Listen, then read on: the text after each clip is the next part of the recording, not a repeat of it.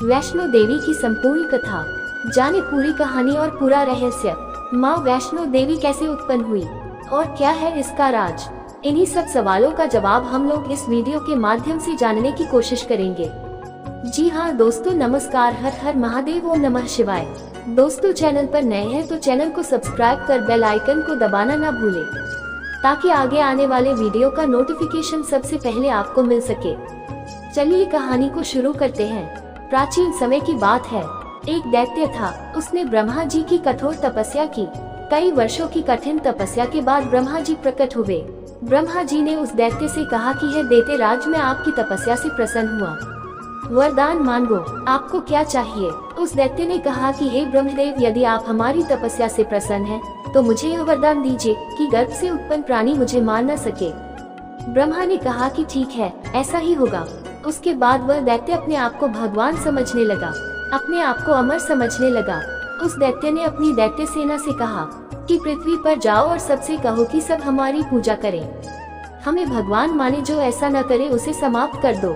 दैत्य सेना पृथ्वी पर गई और सभी साधु सन्यासियों को मार डाला।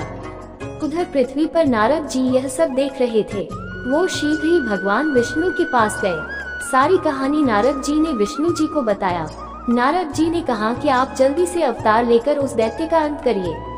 भगवान विष्णु बोले कि हे देवर्षि नारद, इस बार हम नहीं बल्कि महालक्ष्मी, महासरस्वती एवं पार्वती की शक्तियाँ अवतार लेगी। आप इन शक्तियों का आवाहन करिए। देवर्षि नारद ने ऐसा ही किया। तीनों देवियों के तेजपुंज से एक महाशक्ति प्रकट हुई।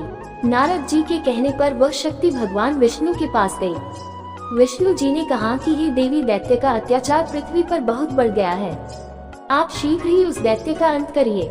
विष्णु जी का आज्ञा पाकर माँ शेरावाली ने उस दैत्य का संहार किया। उसके बाद वह वापस भगवान विष्णु के पास गई और बोली कि हे प्रभु, हमारा उद्देश्य पूरा हुआ, अब आप मुझे अपने अंदर समाहित कर लीजिए। भगवान विष्णु बोले कि नहीं देवी, आप मुझ में नहीं समा सकती, आपको धर्म का प्रचार करना है। आप राजा रत्नाकर के यहाँ पुत्री के रूप में जन्म लीजिए, मैं तुम्हें जल्द ही मिलूंगा। राजा रत्नाकर के यहाँ माता ने जन्म लिया। पूरे राज्य में खुशी का माहौल था। राजा रत्नाकर ने अपनी पुत्री का नाम त्रिकुटा रखा। त्रिकुटा बचपन से ही भगवान विष्णु की बहुत बड़ी भक्त थी। वो सुबह शाम दिन रात केवल भगवान विष्णु की ही पूजा करती थी। नारद जी ने त्रिकुटा से कहा कि भगवान विष्णु ने राम के रूप में राजा दशरथ के यहाँ जन्म लिया है। वो अपनी पत्नी सीता माता के साथ 14 वर्ष के वनवास के लिए निकले हैं। त्रिकुटा को जब ये बात पता चली तो उसने अपना राजपाट, सुख, ऐश्वर्य का त्याग कर दिया और अकेले जंगल में कुटिया में रहकर भगवान राम की तपस्या करने लगी। पार्वती जी ने भगवान राम की परीक्षा लेने की सोची। वह राम के सामने माता सीता का रूप रक्त कराई, लेकिन राम ने माता पार्वती को पहचान लिया। राम ने पार्वती के सामने हाथ जोड़ लिया। राम ने लक्ष्मण से कहा कि हे लक्ष्मण, माता पार्वती आई है, इन्हें प्रणाम करो। माता पार्वती अपने असली रूप में आ गई। पार्वती जी ने भगवान राम से कहा कि त्रिकुटा आपकी तपस्या कर रही है, आप उसे शीघ्र ही दर्शन दे। भगवान राम ने कहा कि जो आज्ञा माता, मैं त्रिकुटा को दर्शन अवश्य दूंगा। राम हनुमान के साथ त्रिकुटा के पास गए। त्रिकुटा ने भगवान राम से कहा कि हे राम, मैं आपको पति के रूप में पाना चाहती हूँ। राम ने त्रिकुटा से कहा कि देवी, इस जन्म में तो मैं किसी का हो चुका हूँ, इस जन्म में ऐसा संभव नहीं है। भगवान राम ने कहा कि लंका से लौटते समय मैं तुम्हारे पास जरूर आऊंगा। यदि तुमने मुझे पहचान लिया तो मैं तुम्हारी इच्छा अवश्य पूरी करूंगा, तब तक तुम मेरी प्रतीक्षा करना। त्रिकुटा ने कहा कि ठीक है भगवान, मैं आपकी प्रतीक्षा करूंगी। ये कहकर भगवान राम वहां से चले गए। जब भगवान राम रावण का वध करके अपने पुष्पक विमान से लौट रहे थे कि अचानक रास्ते में ही राम का विमान रुक गया। माता सीता ने भगवान राम से कहा कि ऐसी कौन सी शक्ति है जिसने आपके विमान को रोक दिया?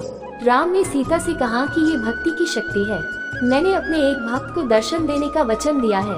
ये कहकर राम हनुमान के साथ वेश बदलकर त्रिकुटा के पास गए, लेकिन त्रिकुटा उस भेष में भगवान राम को नहीं पहचान पाई, इसलिए त्रिकुटा भगवान राम की परीक्षा में फेल हो गई।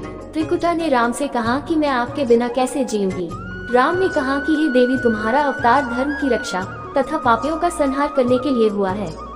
मैं कलियुग में कल की अवतार लूंगा, फिर मैं तुम्हारी इच्छा अवश्य पूरी करूंगा। अभी तुम हिमालय के समीप जम्मू कटरा के पास जाओ, वहाँ पर महाकाली, महालक्ष्मी और महासरस्वती विराजमान है। वहाँ पर तुम भी जाकर निवास करो। आज से तुम वैष्णव देवी के नाम से जानी जाओगी। भगवान राम की आज्ञा पाकर त्रिकुटा हिमालय की त्रिकूट पर्वत पर जाकर निवास करने लगी। तो ये थी दोस्तों आज की जानकारी। उम्मीद है ये कथा आपको अच्छी लगी होगी। अच्छी लगी है तो इसे लाइक और शेयर जरूर करें और चैनल पर नए हैं तो चैनल को सब्सक्राइब करना ना भूलें।